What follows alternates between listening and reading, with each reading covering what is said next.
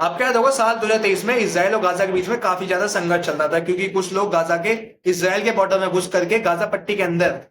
Israeli लोगों के साथ गोलीबाजी, मारपीट, बलात्कार जैसी घटनाएं कर रहे थे, जिसकी वजह से इसराइल और गाजा के बीच में काफी ज्यादा संघर्ष चल रहा था। उसके बाद इसराइल के लोगों ने गाजा पट्टी और वेस्ट बैंक के लोगों को आने के लिए अपने देश में मना कर दिया, क्योंकि वो लोग इनके ही देश में आकर के कंस्ट्रक्शन कंपनियों के साथ काम करते थे। इस वजह से उन लोगों ने नवंबर के अंदर जो लोग इनके ही देश में रहे थे उन लोगों को भी निकाल के फेंका। उन लोगों को बोला जाओ अपने देश के अंदर रहो, हमारे देश के अंदर तुम लोग नहीं रुक सकते। उसके बाद उनके जो वर्तमान में इंडस्ट्रियल कंपनी में काम चल रहा था, कंस्ट्रक्शन वर्करों की जरूरत थी, उस पर रोक लग गई। उसके बाद उन लोगों ने इंडिया के अंदर तलाश करी, इंडिया के अंदर जो एम्प्लॉयड लोग हैं उन लोगों के लिए उन्होंने मांग करी, इंडिया के अंदर जो कंस्ट्रक्शन वर्कर है उनके लिए मांग करी। उसके बाद भारत सरकार और इजरायली कंपनी के साथ बात हुई, इनके सामने डील ये हुई कि ऐसे में अगर हम अपनी आपके देश में अपने देश के लोगों को भेजेंगे, क्योंकि वहां पे काफी ज्यादा संघर्ष चल रहा है, तो उसकी जिम्मेदारी पूरी कौन लेगा, सैलरी कितनी दोगे, बोनस कितना दोगे, यहां तक उनकी सेफ सिक्योरिटी की जिम्मेदारी कौन लेगा, ये बात हुई। फिर उसके बाद तैयार होकर के ये निकला कि 1.5 लाख रुपए सैलरी, 15,000 रुपए बोनस और पूरी जिम्मेदारी हम लोग लेते हैं, प्लीज आप अपने देश के कंस्ट्रक्शन वर्करों को हमारे देश में भेजें।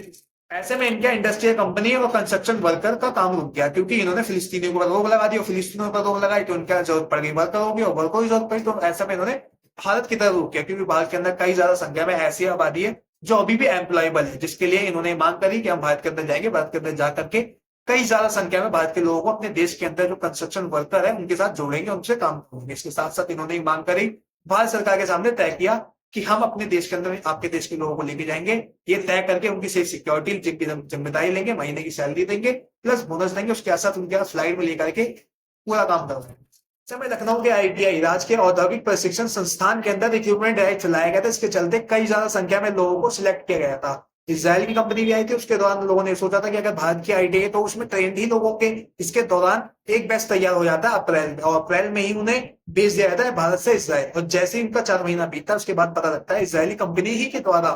रिपोर्ट ये निकल के आती है कि जिन लोगों को हम सिलेक्ट करके भारत से इजराइल लेके गए थे उनकी सिलेक्शन ही फॉर्मेलिटी था, उन लोगों को काम करना नहीं आता। चक्कर तो ये है कि उन लोगों को हाथ में हथौड़ा तक पकड़ना नहीं आता। कुछ लोग ऐसे थे जो लोग पैसे की लालच में चले गए अपने परिवार वालों को छोड़ करके, कुछ लोग तो ऐसे भी निकल के आए थे कि जो लोग भारत के अंदर सब्जियां बेचते थे वो लोग फॉर्म इसलिए भर दिए कि दूसरे देश में जाएंगे तो पैसा ज्यादा मिलेगा, इस एवज में वो लोग अपना फॉर्म भर के पहुंच गए इजराइल। और जब इजराइल पहुंचे तो उनका असली पृष्ठभूमि ये निकल के आए कि उन लोगों को स्किल्स ही नहीं आती। सोचने वाली बात है कि भारत की आईटीआई से सिलेक्ट करके इजराइल भेजा गया था, और जब इजराइल गए तो उनकी असली पृष्ठभूमि ये निकल के आई। और अब क्या ऐसे में इजरायली गवर्नमेंट उन्हें वापस भेज देगी? ऐसा नहीं है, क्योंकि इजरायली गवर्नमेंट और भारत गवर्नमेंट के बीच में ही ये चीज तय हुई थी। पर उन लोगों को ये हो सकता है कि नॉन कंस्ट्रक्शन ड्यूटी से दूसरे सेक्टर में भेज दिया जाए, चाहे उनसे हेल्पर ये काम कराया जाए, चाहे उनसे ग्राइंडर ड्यूटी का काम कराया जाए, पर उनसे ये है कि काम करवाए।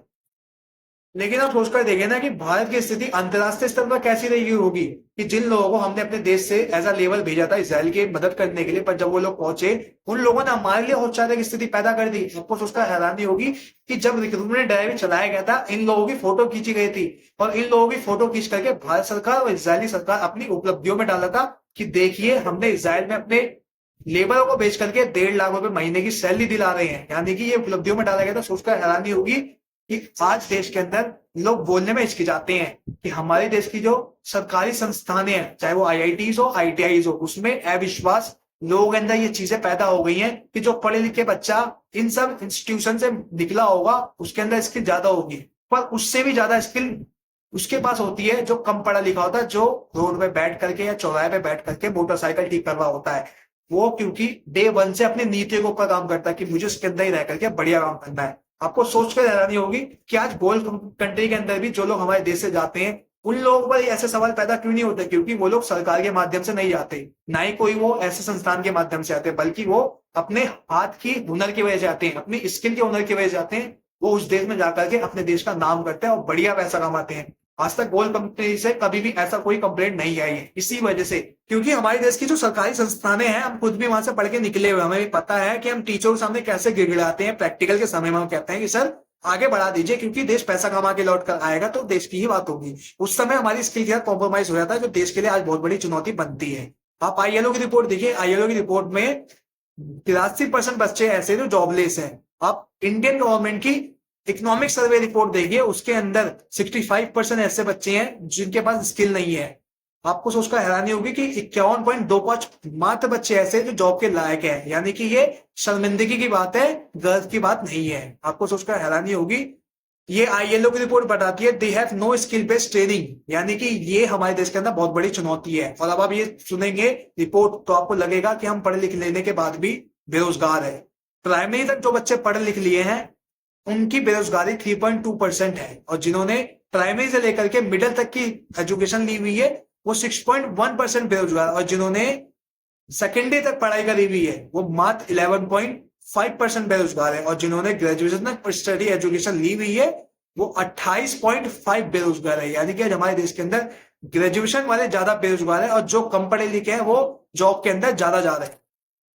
इसका बड़ा कारण पता है कि जिसने पढ़ना शुरू कर दिया वो ये मानता है कि ये मेरे स्तर का काम थोड़ी ना है, मेरे से छोटा काम है, इस काम को मैं नहीं कर सकता। और जिस समय PM ने बात बोली थी कि बेरोजगारी कम हो सकती है कि अगर वो लोग पकोड़े की दुकान पे काम करना शुरू कर दे, PM का ही मजाक बना लिया था कि ये हमसे पकोड़े बिकवाएगा। नहीं जी, आप तो कलेक्टर बनोगे, आप इतने सारे कलेक्टर बनोगे कि PM के द्वारा आपको पदक सृजित किए जाएंगे, इतने सारे पदक सृजित किए जाएंगे कि हर जगह जिलाधीश ही जिलाधीश होंगे और व्यापारियों की जरूरत नहीं पड़ेगी। आप इन सब तथ्यों को जानते हो, ये विचारणीय तथ्य है जिससे आपको अवगत होना है। पर आप अगर अभी भी अवगत नहीं होगे तो आने वाले समय में आप इन्हीं उम्मीदों में जीते रहोगे कि एक दिन मुझे सरकारी नौकरी मिलेगी और मैं एक दिन जॉब पे वर्किंग में रहूंगा।